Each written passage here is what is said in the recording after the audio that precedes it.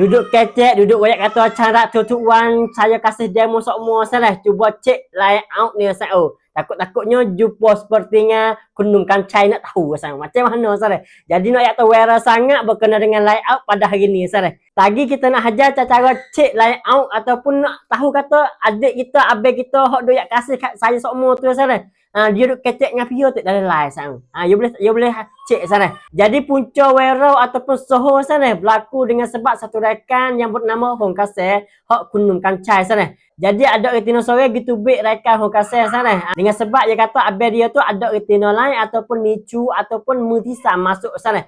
Jadi kita cerita banyak sangat lah dengan sebab Fok ni cucu ni sana. Tapi hok isi pentingnya dalam video ni kita nak ajar sana cara tengok layout sana. Mari kita tengok bersama sana.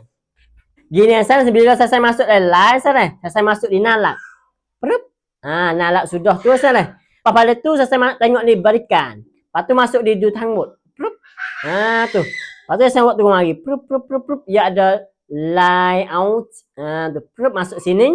Akan boleh tahu kata abang kita, adik kita, kekasih kita tu saya duduk kecek dengan video TLN ni sana. Jadi kita nak banding mudah-mudah salah. Bila kita hapus dah gambar dalam album ataupun video kita dalam album tu salah. Kita hapus dah. Tapi dalam bekas hapus dalam tangkayak tu salah. Dia masih ada lagi. Tu hak ni macam-macam tu saya agak sama seperti hak tu lah kita nak banding mudah-mudah salah.